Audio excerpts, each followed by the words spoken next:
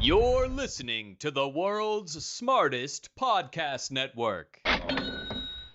When I go to Sacramento, I will pump up Sacramento. Some say the news is fake. Others say it's real. These two don't have the time to check. Instead, Turner Sparks and Michael Ira Kaplan turn to comics stationed around the globe to be their eyewitness reporters so that you can know what's really going on. This is Lost in America. All right, everybody, welcome to Lost in America, episode 234. My name's Turner Sparks. And I'm Miguel Kaplan. You can find me at turnersparks.com. Buy my album, Turner Sparks, live from the Friars Club. Just put up tour dates. I'm touring from September through the first week of December. Vegas, Northern California, Texas, Alameda, which is also in Northern California. I don't know what else. Oregon, some other places.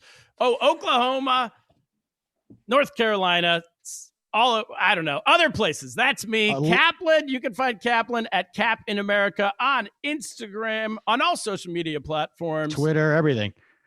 Twitter. On the podcast today, we have Oscar Montoya joining us in just a minute. We're talking about Colombia, the country, not the university, people. Settle down. And about everything that's going on over there. There's protesting. They're going wild. We're going to find out why in just a minute. But Cap, before that, listen, people love this show, but we're not seeing it through the Patreon subscriptions. If you love us, give us some cash. Yeah, you know, I've had more people this week than ever before tell me they listened to the pod who I didn't know. Like I had a lot of people to this podcast, Lost in America. And you know how many of these people are Patreon subscribers? Let me guess. Zero. Between zero and no. Zero. We don't care. Stop telling us you listen unless you're giving us money. Yeah, I don't want to hear that you like this podcast. I don't care. It's a worthless opinion unless you are a Patreon subscriber. We don't need freeloaders. No, I don't know why. You're insulting me. Do you think if you ride the bus for free and you tell the bus driver, hey, I love this bus, he's going to say, driving. Great. No, he's going to say, give me 50 cents then. Yeah, exactly. If you told me you didn't like this podcast, then I would forgive you for not subscribing to Patreon. But if you tell me you love this podcast and you still don't want to give us money, you're just telling me I don't want you to succeed in life. But I enjoy your content. Patreon.com/Lost in America for everyone still listening. For everyone who hasn't tuned out in the first 30 seconds, patreon.com/Lost in America. For $5 a month, you get Kaplan and I doing a 30-minute comedy show 3 extra times a week. I think I was saying previously that's 15 shows a month, but it turns out there's not 5 weeks in a month. So really it's more like 12 or 13. No, that's probably why we're not getting subscribers. People, they get confused by the 15 show thing, 30. I also said recently we're doing 12. That, Talladega Motor Speedway. We said on the show that it was in Florida. Turns out it's in Alabama. So we're not good at a lot of things. We can't afford a fact checker though. So maybe we will if we get a few more Patreon subscribers. Believe it or not, I could never call you on where Talladega is. I have no clue. So, but yeah. You thought the racetrack was called Talladega Nights, which is the name of a movie. At least I knew that the racetrack was just called Talladega Motor Speedway. Anyway, let's get to today's episode, Kaplan. Okay, Colombia, they've been protesting. It's been in the headlines for a couple months. And like all Americans, it takes us a while to you have to see a headline, they say 7 times before you know anything. That's in advertising, right? You need to see it 7 times before it sticks in your head. So now we're there. What do you know about this protest, Cap? Yeah, you have to keep protesting until the Lost in America gang covers it, is what they say now, around the globe.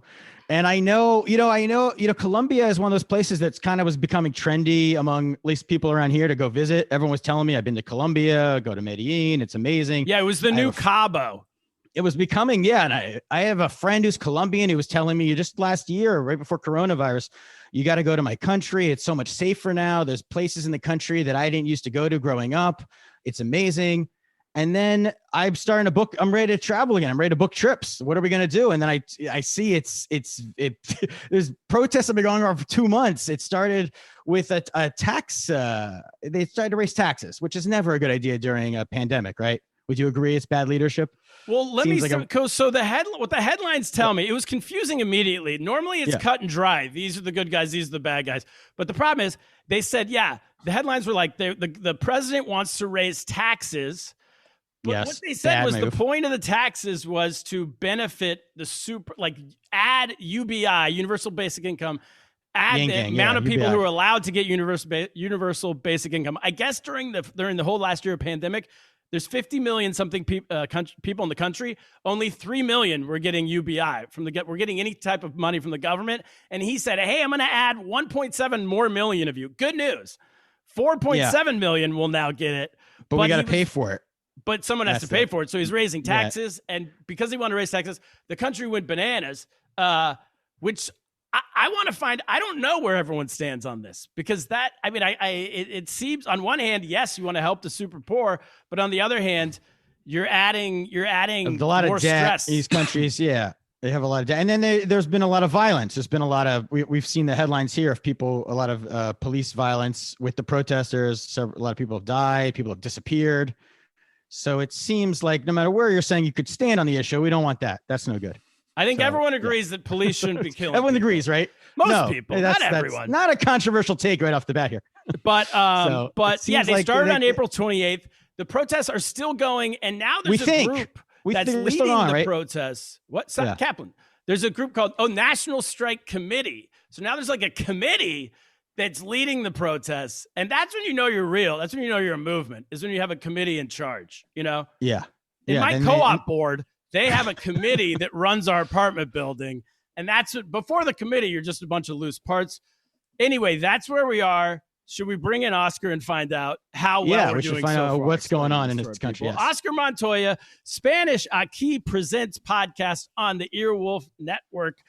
Also UCB, based out of Los Angeles, from Colombia originally. Welcome to the show. How you doing, Oscar? Hey, thanks for having me, guys. Thanks for doing it. Pretty good information so far, I'd say. Yeah. We're nailing it. I said off air to you that I watched another podcast because I was nervous about how much I knew.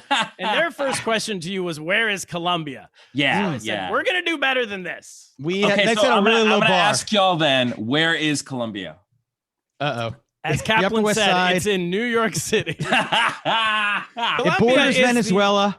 It's the highest... in South America, it's the one that connects to Central America. The skinny part. Yeah. Wait, what? Yeah. The skinny part. Central America is the skinny part. Exactly. Yeah. Central America is the skinny part. You knew that. I don't. Yeah. My topography education is very limited. It's mostly fat and skinny parts of countries and continents. So yes, Colombia is the part that connects to Central America. Okay, now I'm going to ask you another question. Oh boy. And that is, how do you spell Colombia? Oh, should I go or you want to go? I would love to hear Colombia. Did I get it right? Say that again. Colombia. Is that the trick? Yes. Correct. Yes. I would not have gotten that. I would have gone with the U. Yes, I watch soccer, so I think that's why I got it with the U. Well, a lot of Americans spell it with the U, and I'm going to go on record saying that is the incorrect way of spelling Colombia. It's Colombia. It's named after Christopher Columbus, but in Spanish, it's shout out to them. Cancel that country. King colonizer Christopher Columbus. Yeah, problematic country. Yeah, seriously. But it was originally called La Tierra de Columbus. So it's COLO. We're not the university. We're not a place in Canada. We're not in South Carolina. We are in South America. Columbia, South Carolina. I forgot. I did a video where I talked about being Colombian and being an immigrant, and on the lower third, they said Colombia with a U, and oh my God, I got roasted so fucking hard. And I was like, I had nothing to do with the misspelling of this. I'm so sorry. It's not my fault. But they will come for you if you misspell Colombia. Oh, I'm looking at my show notes right now. I just take notes to get ready, and I have it a U. It's a U all over the place. So. Turner, change it. Cancel my notes. I got to be honest. I probably made notes using the U too, but when you said it, I thought about it. I said, I've seen it. It's the O. So I'm probably guilty of that mistake. I'm a terrible speller in general. Oscar, did you know that I live in New York City now? I from what I read, you lived here for a bit, but you're in California. Yeah. So I grew up in California. We stopped celebrating Columbus Day. I want to say 1992. I'm going to go with. and they stopped celebrating Columbus Day in New York City. Never. They still celebrate This year. Columbus That Day. is No, why next year coming up, we're canceling it. 1992. That can't be true. It's very true. When I was in elementary school, they changed it to Cesar Chavez Day. Wow. Oh, see, okay. So yeah, California, because they just got rid of. Well, they didn't change it. They got rid of Columbus Day, and then they added Cesar Chavez Day so we still got a day off. There's no Italians in California apparently, because in New York, the Italians. Oh my God, yeah. Meanwhile, Meanwhile, in New York, people are like dressing up as pilgrims and Native Americans. You know what I mean? I moved here in 2016, and everyone's like, "Hey, Turner, what are you doing for Columbus Day?" I'm like, "What are you talking? that holiday doesn't exist." And they're like, "No, we still have it." I'm like, "You guys are like 30 years behind the time." I mean, honestly, truly, in New York, I feel like Christopher Columbus Day is also known as like Italian American Independence Day. You know what I mean? It's like a hate crime if you try to cancel it. And that's why I know how to spell the country of Colombia, and you don't, though. So look, I guess something good came of it. How do you spell Chavez? Ooh. Chavez. Is that okay, right? Okay. The C's or the A comes first, like the salad, or no? CA. So how did we do with the so these protests are happening. Yeah. And they started because of the tax, is that right? Kind of. Yeah, I would say that was the catalyst, but I think there was a culmination of a bunch of stuff that made people really pissed off, you know? And the tax, this confusing ass tax was the biggest, I think was the biggest spark. But actually it was like the combination of this tax program and the cutting on the healthcare reform that really made people pissed off, because it wasn't just, a lot of people think that it was the tax, but it's not just the tax. Okay. So freaking Duque, the president, not the pitcher for the Yankees. Can I ask this question? Exactly. Before we get into Duque, from what I read, his middle name is Duque. Is that correct? So in Colombia, you know, Latin America, Latinx people have like 7 million last names. You know what I mean? Yes. So Duque is technically his like last name, but in Latin American countries, people have like 2 last names. You know what I mean? And they usually go by their first last name. Yeah, he's Duque Marquez, but they'll call him Duque. No one calls him President Marquez. No one. Okay. They're both strong names. So yeah. Right. Duque. But actually, you know, Duque is commonly referred to as Peppo Pig in Colombia because people hate his ass. People have hated his ass from jump. You know what I mean? He's a very complicated character. Well, not really complicated. He's just problematic as fuck. So Duque, aka Peppo Pig, aka Porky. And I hate Peppa Pig the cartoon, so I can relate as a parent. So there you go. It's an annoying cartoon. He people don't like him because, I mean, he was essentially groomed by the last President Uribe, who was this like super conservative dick. And Duque is also conservative, far right. And in his candidacy, while he was like trying to be president, he kept shitting on the progressive, or not even progressive, it's just like the leftist candidate, saying that he was like, oh, he's a communist. Do you want this country to be socialist? Do you want this country to be like Venezuela? And that is a triggering word for Colombia. That's the big word, yeah. Venezuela. You know what I mean? Like, we're neighbors, we don't get along, we have a history of like not getting along. And right now, Venezuela is in shambles. So like, as soon as he's like, this is going to be a second Venezuela, people were like, no, we ain't having that. So they voted for Duque, even though Duque won his presidency, not by a lot. I think he won like 53% of the votes. Like, it was like very, very close. And this was 2018, right? 2018. That's right. Yeah. So people weren't happy with Duque, period. Also, there's allegations that he's tied with like the cartel, the narcos over there. So there's a lot of shady shit that's been happening. Just like straight up shady king Duque. Yeah. So anyway, Duque releases this tax bill. I think it's called Bill 10, number 10. That you're correct. extends the amount of people who are getting help from the government by 1.7 million, but that's really not that much, number one. Right. Yeah, there's 50 million in the country. Am I right on that? Yeah, I mean, there's a lot. There's more. And more we read people the poverty rate is like 50%. So it seems like it's not covering all the people who could use it. It's like scraps. You know what I mean? So then people are fighting for this. We don't know who's getting this assisted aid at all. It just feels very sort of just like, I don't know, like a Band-Aid on a freaking opened gash, you know? Yeah. So that happened. And then number two, well, also the tax was really affecting the working class. Really, I mean, so people were pissed. And number two, while he was doing that, he also released this like health reform that was going to cut down like health work, like assisted like sort of the healthcare program in Colombia. And the timing couldn't be worse. Because we were dealing with a global pandemic. You know what I mean? When I was reading about this, that was what was confusing to me, because I was reading about it and it kept saying health reform, which in my head means more stuff for health.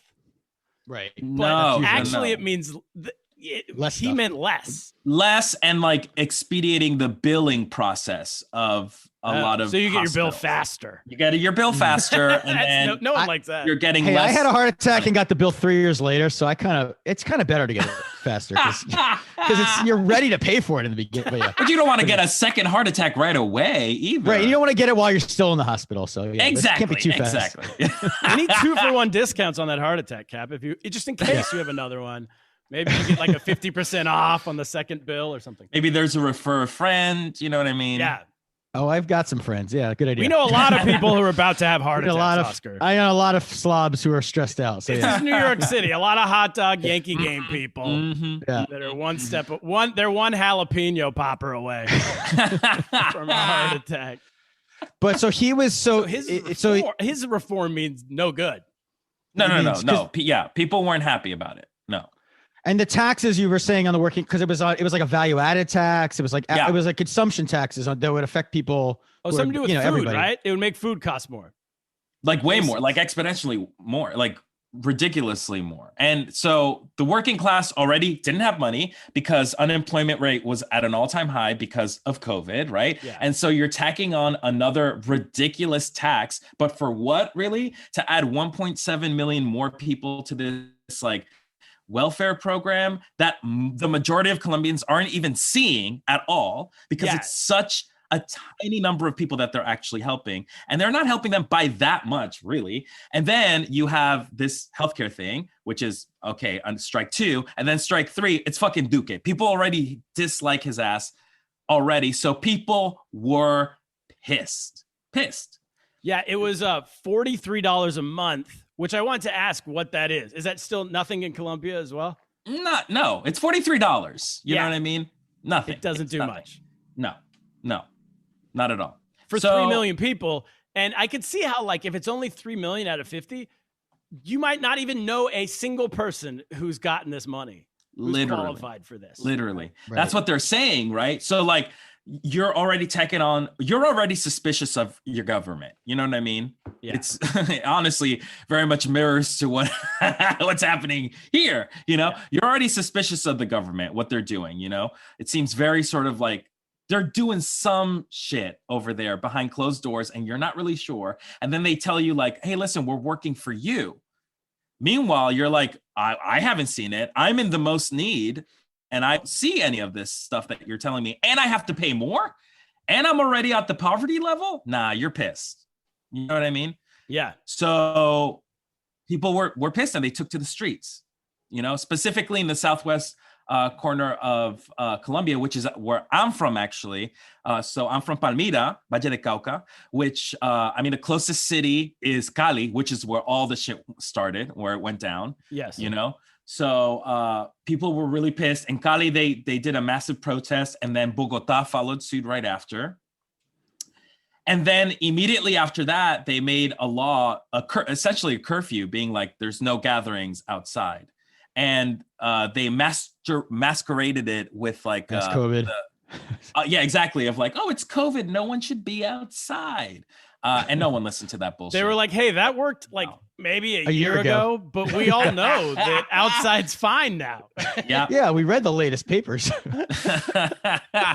Yeah, so already people were pissed. They took to the streets. They shut down the streets, lied to them saying like, oh, it's COVID. So yeah, obviously people were going to be upset about that. So how did he think? Because I read that they kind of planned, he knew going in that Duque knew going in that people were going to be protesting this. He was like preparing. From what I read, the government was preparing for protests. Yeah. So what did he think the result was going to be? Well, I think I truly, honestly think that he thought that people were going to be mad, but they weren't going to I don't think he thought people were going to protest. I think because also like people have been protesting Duque since 2018. As soon as he got into office, there was a protest in 2018, right? Yeah, I was going to say yes, about that. 2018, 2019. Listen, Colombians protest on a yearly basis. It's like they love to gather and they love to be mad. You know what I mean? And they have every right and reason to be mad. You know. So the fact that he was like, I don't know, I don't believe it, I don't buy it. The fact that he thought like, oh, people are going to be happy about no, dude. No. He just thought like they'll protest me, but they always protest me. They'll get over it. Exactly. Yeah, they'll be fine. Like they won't be that mad. They'll be mad, but whatever. We'll survive this. So he didn't try to sell it in any way. Like we need to, unfortunately, we no one wants to raise taxes, but for the explain to everybody why he was doing this, or just like ram it through and. This man, no. Just like, this man, yeah. This man. So no style. No. Charisma he does not have. No. He can't. No. He can't do shit. No. Mm-mm. So so then the protests start in late April, and by early May he starts rolling back all these ideas, all these things he pushed through, right? Yes. So he sees that people were protesting, and he saw the amount of people that were protesting. And so what he did, like a true coward, made a speech saying, you're right. Never mind. My I'm gonna bad. pull it back, sorry, egg on my face. I feel really stupid right now. And then he doesn't do it. People were like, okay, cool. We wait like a full month and a half for something to happen. Oh. Nothing happens. Absolutely nothing happens. People are still getting taxed. So he straight up lied to the people. Oh, he didn't roll back the tax bill. He said he was going to do it. Oh, he said he makes sense. Okay, he rolled back. This is a story where even what we're reading, there's been so many holes. Because Kaplan and I were researching this the last few days, and we're like, well, I don't understand what I mean, I get that you're mad, but if he's taken all these things back, like what's going on? So the point is he didn't. He said he would, and it never happened. No, he said he would, dragging his feet about it, and then he just never did it. And then that's when the protest started escalating, This is I had a contractor upstairs who's doing renovation on my neighbor's place. And I told him one day, I was like, hey, man, it's so loud. It's been loud for like a month. When are you going to be done? He goes, good news. I finished today. And then the next morning at 7 a.m., I hear like bang, bang, bang, bang, bang. And I went up there and his team was like, oh, no, we're not finished for like 2 more weeks. Yeah. So imagine that contractor being the president of your country. That sucks. Oh, that boy. Fucking sucks. And what's he what's he saying now? He's just hiding? He's literally hiding. He's hiding and then just like making, the crazy, oh God. The wild thing about this is, people obviously took to social media during all of these protests. I'm sure that you read the atrocities that the fucking police force has done in his name. People died, people were sexually harassed and abused, the videos that you've seen, it's so funny because no one really talks about it, but like all these videos of these protests on the street and the police just literally open fire shooting at people. Oh, wow. Like it's a fucking massacre, like all that stuff. But like, you don't see that because the Colombian government has shut down any sort of social media stuff about the Colombian protests. I remember a while back, oh my God, this was early May when I found out about the protest, and I was taking on social media to talk about it, and all of my posts were taken down by Instagram. Really? Yep. You know, you were in LA? Even if I was based in LA, because they were searching for a hashtag. I think that I actually don't really remember what the hashtag was. I want to say like Somos Unidos or something like that. Somos something that I used to bring awareness. It was all taken down. All of it was taken down. Wait, so the Under Instagram what guise and Facebook are in the pocket of the Colombian government? I mean, that shouldn't be shocking. I mean, where you been, babe? They sent the cartels up to Zuckerberg's office with a bag of coke. Wow. Yeah, it's wild. And also in Cali, they shut down the internet for a good week. Like people didn't have internet because they didn't want people posting about shit that was going down. You know, we've had I've never thought of this, but we've had videos we put up, just different topics. Every once in a while, like Myanmar or something, or Belarus, whatever. We hit on something that YouTube doesn't like, and then YouTube demonetizes that video. Whatever. I don't know. So explain that. What does that mean exactly? So it means like if we put these videos up and you can make money off, if enough people watch it, if millions of people watch this, you can make money off of it. Which we have, of course. YouTube has the right, I guess, whenever they want, to make it so people can watch this thing, but because of content you said in it, they can't because of controversial content, they can't make money off of it. And it's one of those things where you'll notice you get way less views on that video. So they'll let you know, we won't allow you to make money off this video. Well, it's just the algorithm, you know what I mean? Like it funnels, it funnels stuff that they want you to see. You know what I mean? But you're not going to see we're talking politics in other countries. So I'm wondering if that might have similar to what happened to you. 100%, especially to ties with America. Cause listen, the US and Colombia, we've had a fucking crazy ass history together. You know what I mean? Yeah. Like the US, that war on drugs. We're the US's bitch, essentially, we have been forever, the drug trade was very lucrative back in the day, so the US ain't stupid. So they're going to protect the Colombian government at all costs, So we need the coffee too. Yeah. So I saw we need the coffee. I love my Dunkin' Donuts Colombian. We need the coffee. It's good coffee. Juan Valdez coffee. Have you guys had that? Great coffee. It's my favorite. I think my grandma drank it when I was a kid. Colombian Juan Valdez coffee coffee is old school. I always drink when I drink my Juan Valdez, it's always in a #1 in Armenia mug. Nice. You can get it at lostinamericapod.com, everybody. By the way, Kaplan thinks our website's lostinamerika.com. He keeps getting it wrong every time we promote on the show. So, yeah, we got to get jacked up one way or the other, and Colombia's taking care of it, right? Whether it's coffee, whatever it is. Yeah. Exactly. They're getting my two favorite drugs. What is the U.S. government? Because I know I've read the Duque was somehow aligned with the Trump administration. Yeah, he promoted Trump in Florida. Is? Or where's Biden stand on this?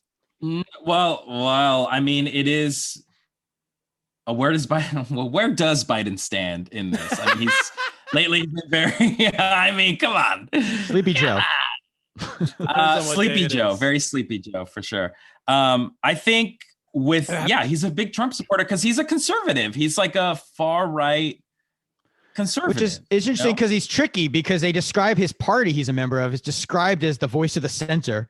So I got suckered in for a second thinking he was a centrist. So I read more about him, but not at all. No, I think also with South American countries, like the leftist party or the socialist party leans a little more Democrat. It's not as, I guess wild as the US is, I guess, but even the US, the Democratic Party is what the fuck? The Democratic Party is a centrist party, truly, but I think, he is a quote unquote centrist, but he's also traditional, conservative, far right.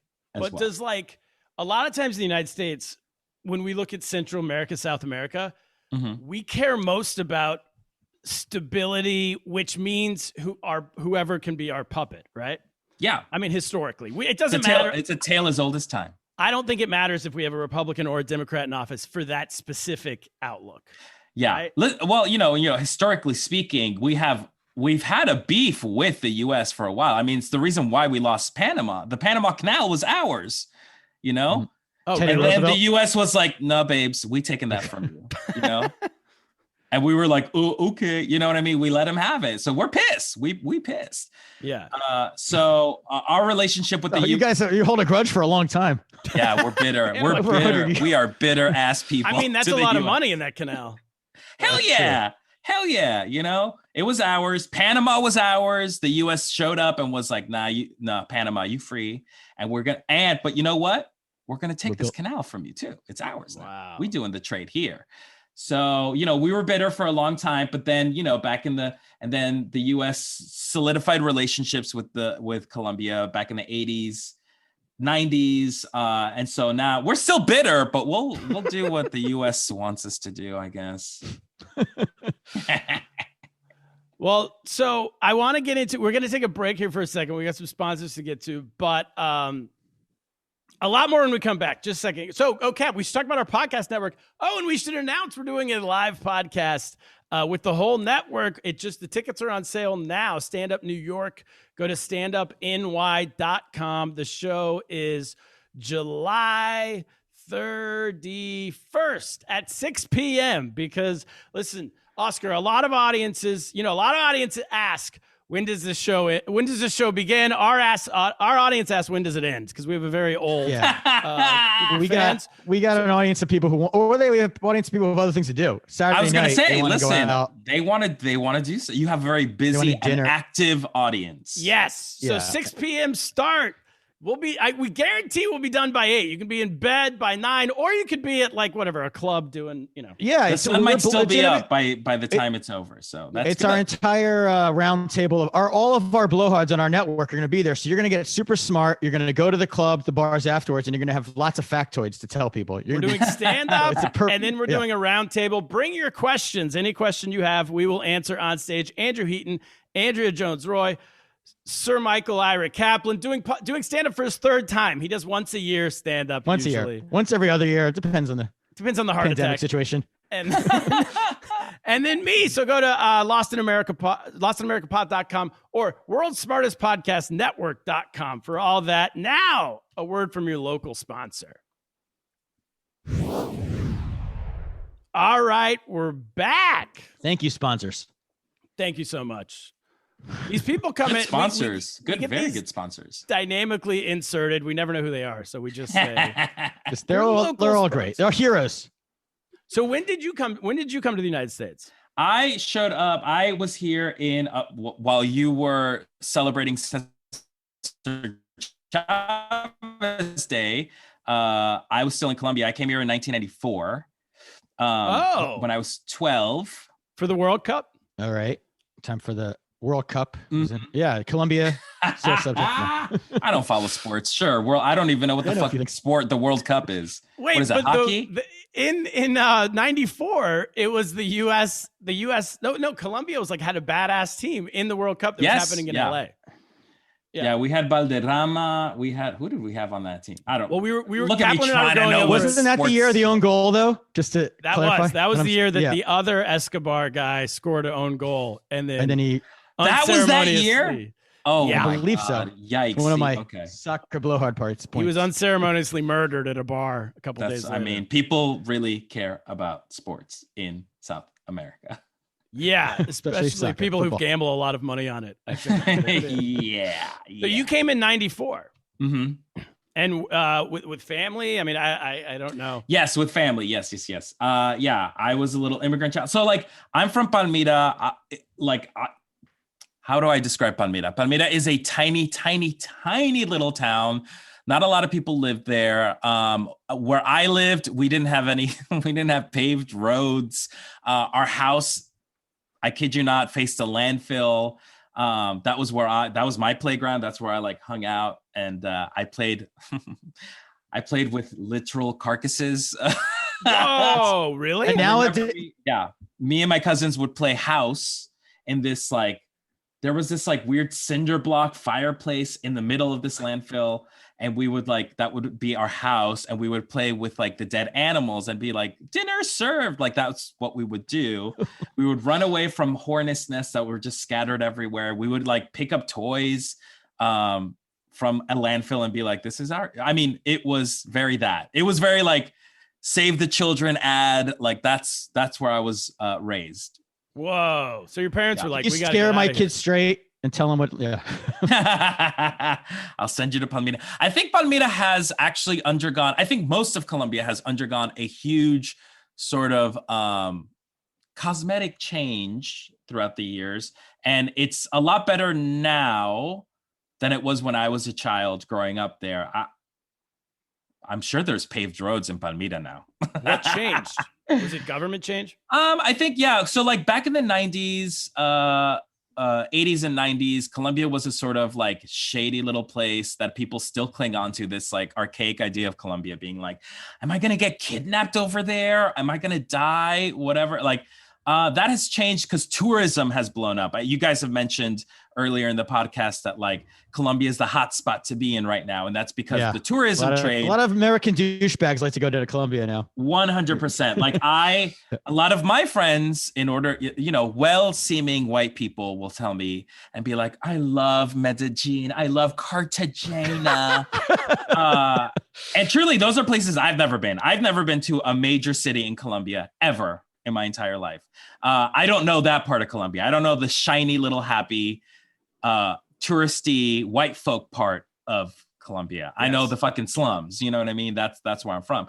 So it's funny to me. It's like, great, you know Colombia better than I do, like these people. Like, have you been, do you go back, or have you been back? I haven't been back since 1998. Wow. Okay. So I have not been back. I've been wanting to, I've been planning to, I just haven't. I also like truly don't know this country. It's not an embarrassment to say like, oh, I don't know my own country, but I truly don't. I know a very specific part of my country. And I don't know I've never been to any major city. So like, I don't know what Colombia really looks like. A lot of people tell me these wonderful stories and I'm like, cool, must be nice to have grown up in a really nice part of Colombia, but I would be curious to go again. Is there a reason why you haven't gone? Money. Okay. Money. Listen, yeah. After this episode, it's everything. We're all blowing up. We're all hopefully going YouTube lets us monetize this episode. So you can go weekly. What's the but you pay attention to you follow the news down there. Do you still have family there? I have family there. Yeah. Most of my family lives in Colombia, actually. Okay. Yeah. So I do. I mean, that's why I still follow the news. I don't follow it like all that well, but actually these protests have reinvigorated my interest in what's going down in Colombia. So I know the big stuff, but what do the protesters want? Like, what's their end game for this? Because obviously they want him. They want all those things he said to be over. They want to overthrow him. They want him dethroned. This guy, Also, the other thing that I'll add about the protest that to me was fucking hysterical in a shitty way is that the only clapback Duque had for these protests was that he was like, these protests are funded by Venezuelans. Oh, yes. You know what I mean? Like people were saying like, these Colombians couldn't have organized this well. Like the Venezuelans are behind this. And this sort of like Venezuelan scare that is his strategy. It's like, fuck, some people never fucking change. You still pulling that stunt from 2018. Well, if it worked in 2018, why not? It barely worked. It barely worked. He was barely a president. So what are they? So if they want to overthrow him, I mean, he did get elected, democratically elected, right? And there's another election. Right. He got votes, and there's another election in a year. Right. Yeah. So are people willing to just wait it out a year? It doesn't sound like it. It sounds like people are like, no, I don't think people want to wait at all. No, I think this is like I think this is the straw that broke the camel's back. Because this is like the shadiest thing. you could do. Especially like people were already so upset about COVID-19 and also the way the government treated, see, people aren't talking about this. The way the Colombian government didn't treat the COVID-19 pandemic was another notch, like was another reason why people were upset, you know? It wasn't handled very well. Yeah, how is it going? I did read it was the third. They've had the third highest amount of. I don't know if it was cases or deaths. To be honest, I can't remember. But in it wasn't Latin good. America, it wasn't good. It was one of the worst. Good. And still not good right now, right? Yeah, what's the plan with the good. vaccines? Are people? Is it? They're doling them out, but it's too slow. I mean, it's just everything is at a snail's pace, and I think the reason why the government is so quick to drag their feet. All right. Well, we just had to cut. I don't know exactly where we left off, what we were talking about. COVID stuff? Was that? Oh, yeah. So the response has been pretty slow. I mean, if also the thing I feel like with the US is so much stuff is not necessarily forgiven or swept under the rug, but maybe a bit. Once the vaccines started rolling out, people were like, hey, we're back, baby. And a lot of issues can get pushed to the side for a little while, right? And if you're not in one of those countries, and you're seeing it happen in other countries, right? And you're just sick of not working and not doing. Yeah. Is there any way to get him out besides having him just step down from pressure? I think other places have to be involved. I think the United Nations is sort of just like overseeing what's happening right now. They're not really doing anything. But is the violence, like the police violence, is that? Like, are they under whose orders are when the police don't? Because these are in different cities. So can it be tied back to Duque, or is it just? Yeah, I think so. You can't, I think because that's where. Because otherwise, he's not really. You know, because the government is what pays the. You know what I mean? The police force. So. Right, but when the police do something bad in America, we can't say, well, it was the president's fault. So true. We wouldn't have. Well, we could in one instance. We could, yes. We wouldn't have one unique instance, yes. If that was the case. They did storm the Capitol, I saw, or a Capitol somewhere, right? In Colombia, there was a storming of. There was, yeah. They're taking notes from us. That's the new thing now. We invented a whole new way of protest. This is what I was going to ask. Is this something we invented, or has this been happening all along? We're just noticing it now because we also did it. It would be a very American thing to take credit for this. I was going to say, honestly, that's very on brand with America. We export all of our worst things. That's what we've done forever. So yeah. But so is your podcast in Spanish?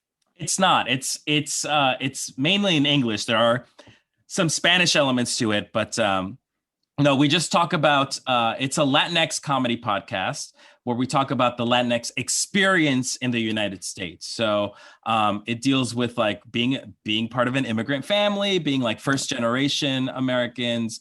Stuff that affects a lot of Latinx people in the US.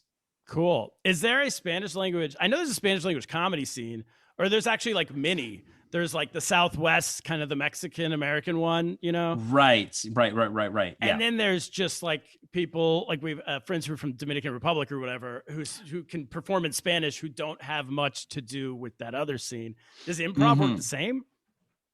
Does improv work the same? Is there an improv, like Spanish language improv scene? Yeah. Oh yeah. I mean, Spanish Like You Present started off as an improv team. The reason why we became a group was because I was doing a lot of stuff at UCB, and I was very tokenized back in the day at Upright Citizens Brigade. Yeah. I was the only like POC, specifically like the only Afro Latinx person on a team. And a couple of us got together and we formed a group called Gringos, which is half the team was fluent Spanish speakers and the other half were white people that spoke remedial Spanish, and we would do Spanish language improv with them. Oh, it was very fun. It was very great. It was like a blast, truly a blast. And then a couple of us started like breaking away from the group, being like, why don't we just like form an improv team, the four of us? And then we did, out of frustrations of being like tokenized in the improv scene. Yeah. And so we started with Spanish Like You Presents. And then we did our own show, which was a variety show at Upright Citizen Brigade at the Sunset Theater, and we sold out immediately. We were like, oh my gosh, we didn't even realize that there was like a Latinx audience in a comedy improv space. We were like, what? we thought we were the only ones, you That's know? cool. And so then that sort of spiraled into like, then we started getting like huge acts to come perform at our live show. And then after that, Earwolf approached us to be like, would you be interested in doing a podcast? And we were like, yes. And then the podcast has been so great. We were able to get really great guests like Pitbull. We had Pitbull That's awesome. an episode. You know? I was thinking, I thought you'd say like a comedian. Like, No, comedians. Who cares about comedians? We get comedians, but come on, we got say, Pitbull. Are you That's kidding way me? bigger. We Yeah, got that's a whole we got other Mr. level. Worldwide. Yes. Okay. So yeah, and it's been going really great. And it's what's really cool about the podcast and Spanish IQ Presents is that we've been able to connect with other Latinx people, a lot of Latinx activists in Los Angeles that are trying to unite, you know, the Latinx culture in LA, which is really, really cool. Because for me, you know, I'm gonna say this as like an immigrant, I didn't really have that sense of Latinx connectivity. I always saw myself as like Colombian, Right. and like the sense of Colombian pride, and like Colombians are so different from Puerto Ricans, that are so different from Dominicans, Ecuadorians, all that stuff. Yeah. And we sort of existed in our own little monolith, right? Sure. And what I learned moving to Los Angeles was that our experiences are connected. You know, we can be from totally different countries, but our experiences being immigrants, living in a foreign land, the identity of being like American and also Latinx is what unifies all of us.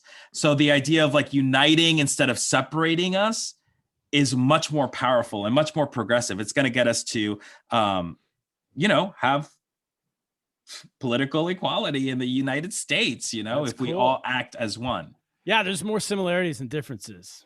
Yes, in the for sure. experience. I mean, sure. it's the same. I was telling you off air, I lived in China for 12 years, and there, like, when you're in Asia, everyone, not only are they obviously their own country, their own culture, but there's like a lot of at odds with each other, you know? But then in America, yes. my wife is Chinese, and we've been here 4 years, and like getting into like the Asian broad scope culture in America. It sounds similar to what you're talking about. Yeah, I think also there's something really weird about, I mean, because listen, there's a lot of history, you know? I think especially with like Asia, there's a lot of history between like China, the Philippines, Japan, that's like very, you know, like not great, you know? Same thing with Latinx countries, you know, Venezuela, Colombia, you know, Ecuador, Venezuela, like there's been a lot of like animosity between those countries. So we've been conditioned to be sort of like, oh, we are our country. That's where our pride is. And like, we don't fuck with these other South American countries, you know? But when we come to America, which is just a different playground altogether, we're like, wait, no. We need to unite. Right. We need to come together. We need to see our connective tissue. We need to like see our differences and celebrate our similarities, you know? And like raise each other up in order to make social change. That's cool. That's great. So what do you see for Colombia? Like, what's the best case? Obviously, well, I guess best case scenario for Colombia would be that these ongoing protests take down Duque. Yes. That way. But what is the one question I was going to ask is because we were reading that some of the protesters are upset about the return of like the violence between the is it the FARC? Or was there? FARC. Mm-hmm. Yeah, there was like a peace deal, right, several years ago, but Yes. Duque didn't support it. Can you explain that a little? Because we're a little confused by that. Is it So I'm not totally 100 on this, but as far as I know, a while ago there was so FARC is like the guerrilla sort of like right movement, paramilitary right? guerrilla. Exactly. And so like that was so the government used the FARC really to be like, oh, the reason why there's so much kidnappings, the reason why there's so much unrest is because of the FARC. So the paramilitary is responsible for kidnapping these Americans and asking for money and like all that stuff. The US government got involved and sort of made a peace. I mean, honestly, that's where the tourism aspect of Colombia started to rise, because the US got involved and was like, y'all better make peace. We're going to dismantle the FARC. The FARC is going to go to sleep. They won't be so active, right? And so Colombia can prosper to the country that it is. And it was fine for a while, but the FARC was never really dismantled ever.